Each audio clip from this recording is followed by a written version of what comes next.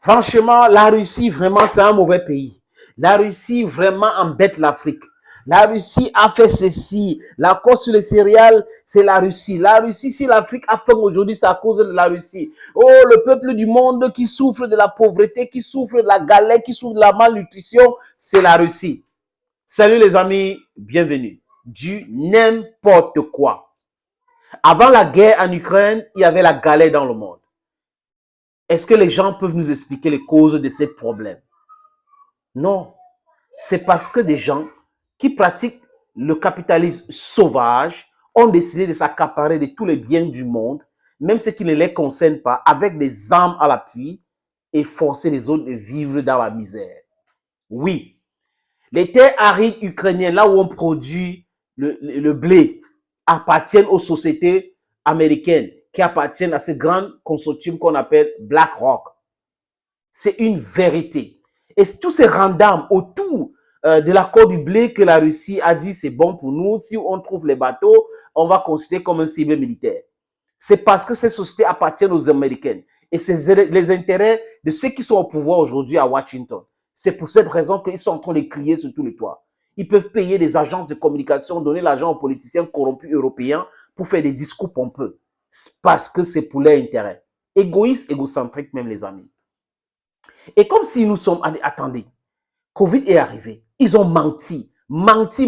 La guerre de l'Ukraine a déclenché... Poutine a déclenché la guerre en Ukraine qu'il a appelée opération spéciale. On ne parle plus de Covid.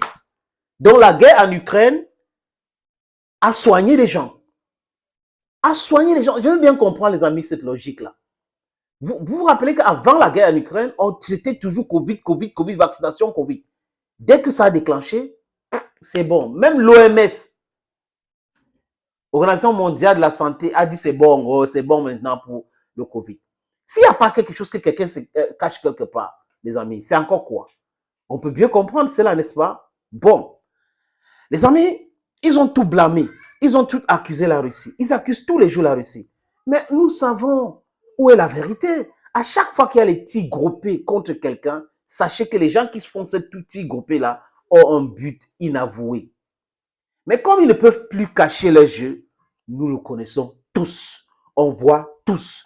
Et c'est embêtant pour eux aujourd'hui. Oui, les réseaux sociaux, vraiment, c'est une très mauvaise nouvelle pour eux.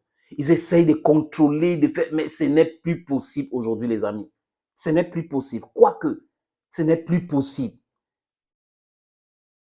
La Russie dit clairement que on a signé la première fois cet accord, céréalier. Deuxième fois, on a reconduit cet accord. Mais on se rend compte que les bateaux qui entrent comme les bateaux civils, on met les armes à l'intérieur. La Russie avait dénoncé ça, cet état de choses. Alors que ce n'était pas le but. Deuxième chose, c'est que les céréales qu'on enlève du port d'Odessa, part où? Ça part en Europe et aux États-Unis. C'est seulement 3% qui vient en Afrique. La Somalie, l'Afghanistan, le Yémen, qui emploient à la guerre, devraient recevoir une grande quantité de ces céréales-là. Mais ce n'est pas le cas. Donc, les Européens consomment ça et en mentant tous les jours que c'est parce qu'il y a la faim en Afrique qu'il faut signer cet accord pour envoyer les céréales en Afrique et autres. Du n'importe quoi. Des menteurs patentés. Ils ont toujours menti comme ça, ils continuent de mentir comme ça, ils pensent que les gens vont gober cela. Et quand la Russie dit stop, parce que votre part de deal, vous n'avez pas respecté, ça devient que c'est la méchanceté. Les Africains vont mourir. Bon sang. Depuis quand vous vous souciez des Africains? S'il y avait moins de soucis pour le peuple africain, vous ne devrez pas esclavager l'Afrique. Vous ne devrez pas coloniser l'Afrique. Vous ne devrez pas pratiquer la néocolonisation en Afrique. Où les pays africains pensent leur politique intérieure et extérieure, vous envoyez vos ministres les menacer. Vous envoyez les gens les menacer d'emprisonnement, de cour pénale internationale, des blocus, de tout. Et vous pensez que vous êtes des gens qui aiment les Africains. Vous n'aimez pas les Africains. Dernièrement, le ministre allemand des Affaires étrangères est arrivé en Afrique du Sud pour menacer les Sud-Africains. Les discours américains qui menacent tous les pays, la Centrafrique, il faut en finir avec Wagner. Si vous ne voulez pas qu'on vous sanctionne, il faut chasser Wagner. Comme si la Centrafrique était les États-Unis. Ça concerne les Américains en quoi? Le département d'État en quoi? Les Russes donnent les armes au Burkinabé pour combattre le terrorisme. Oh, vraiment, il faut arrêter avec ça, sinon on va vous sanctionner. Donc, ça veut dire qu'ils cautionnent le désordre, le terrorisme au Burkina Faso, parce qu'ils ne veulent pas donner les armes, mais ils ne veulent pas que quelqu'un d'autre donne, donc ils ne veulent pas que les Burkinabés combattent le terrorisme. Donc, s'il y a la sécurité, il ne peut pas avoir de développement. Le Mali, oh, on ne va pas faire ceci, on va vous laisser. Ils sont partis. Choguel Maïga a dit que la France a laissé le Mali en plein vol. Et le Mali a trouvé d'autres partenaires. Et c'est devenu que, non, les Russes doivent partir, les Wagner a fait ceci, eux-mêmes ils ont bombardé les gens lors d'un mariage, ils n'ont rien dit, ils ont commencé à nier, alors que c'est les faits des Nations Unies qu'eux-mêmes ils ont crié, les accusent eux-mêmes. Donc, leur organisation les accuse, c'est toujours comme ça. Les amis, personne ne peut aimer l'Afrique plus que les Africains. Personne. Ne croyez pas à ce discours-là. Personne, même les Russes, ni les Chinois ne peuvent pas aimer les Africaines plus que les Africaines. Aimer l'Afrique plus que les Africaines, ce que vous voulez dire. Ces gens ne peuvent pas nous aimer plus que nous-mêmes. Nous devrons s'assumer, s'aimer. C'est ce que nous devrons faire, chers amis. Et Poutine protège aussi l'intérêt de son pays. Mais au moins, la Russie est fidèle en amitié. Depuis que l'Afrique a été colonisée, depuis que les Africains cherchaient à avoir les indépendances, la Russie ou l'Union soviétique a été du côté du peuple africain. L'histoire est là, on peut consulter la vraie histoire des indépendances des pays africains. Vous savez, allez en Angola. Le mouvement UNITA a été soutenu par l'Ouest. Et le gouvernement de Dos Santos était soutenu par qui, les amis? Par l'Union soviétique, la Russie et Cuba. Et ils ont gagné l'indépendance.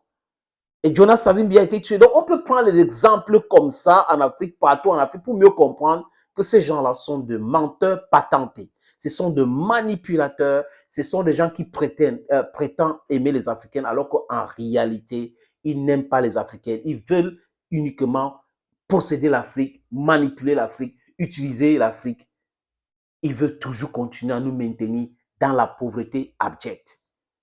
À ce qui concerne l'accord sur les céréales, Poutine a expliqué à des thèmes clairs, comme à son habitude, parce que c'est un juriste, c'est un militaire, c'est un ancien patron de KGB, et il parle de tout ça, il parle des accusations contre son pays, et que ce sont des accusations fallacieuses. Vous allez voir, le ministre italien de la Défense, le premier ministre polonais, ils sont tous d'accord que les céréales qui quittent le port d'Odessa ne partent pas en Afrique. Donc, ces gens qui font le discours, genre, la Russie a bloqué, la Russie a fait ceci, les Africains vont mourir de faim, c'est faux et archi faux. Ils sont en train de protéger leur pouvoir parce que s'il n'y a pas de hamburgers, s'il n'y a pas de cheeseburgers, s'il n'y a pas,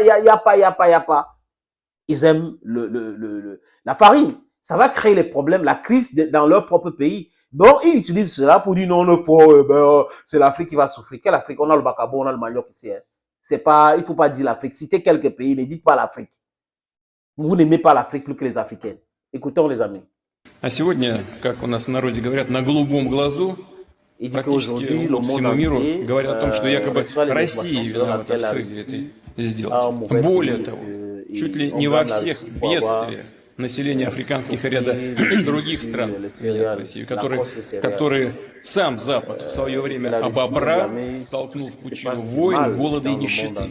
И продолжает сейчас в рамках своей неоколониальной системы грабить эти государства. Он и на зерновой сделке беззастенчиво наживался. Просто полностью извратил смысл этих договоренностей и суть.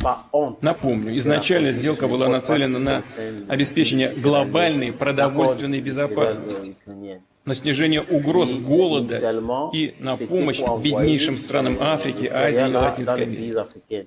Собственно, именно поэтому Россия приняла на себя определенные обязательства содействовать ее реализации. Ну, посмотрите, за почти год в рамках этой так называемой сделки из Украины было экспортировано в общей сложности 32,8 миллиона тонн грузов, из которых более 70% поступили именно в богатые страны, включая прежде всего страны Евросоюза.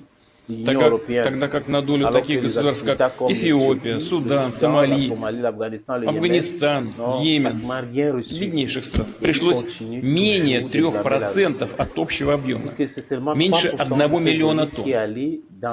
При этом ни одно из условий этой сделки, касающихся вывода из-под санкций российского экспорта зерна и удобрения на мировые рынки, под санкции российского экспорта зерна и удобрения на мировые рынки, так и не выполнено. En fait, il dit la quintessence c'est quoi? On nous blâme alors qu'en vérité, ils utilisent cet accord pour envoyer le blé dans leur propre pays. Et le blé qui devrait aller dans les pays qu'il a cités, le Yémen, l'Afghanistan, la Somalie, n'a pas été envoyé. Ils ont consommé ça eux-mêmes. Et ils blâment la Russie. Ils n'ont pas honte de raconter du n'importe quoi. Nous avons respecté notre part du deal. Ils n'ont jamais respecté. Nous devons exporter des engrais en Afrique et autres. Et tous les mécanismes ont été mis en place pour bloquer les bateaux russes. Donc, la Russie ne peut plus continuer comme ça. Et il dit, ils sont prêts à revenir dans cet accord si tout est respecté. Ce qui est dit non, les amis. Thank you for watching. God bless you. Bye bye.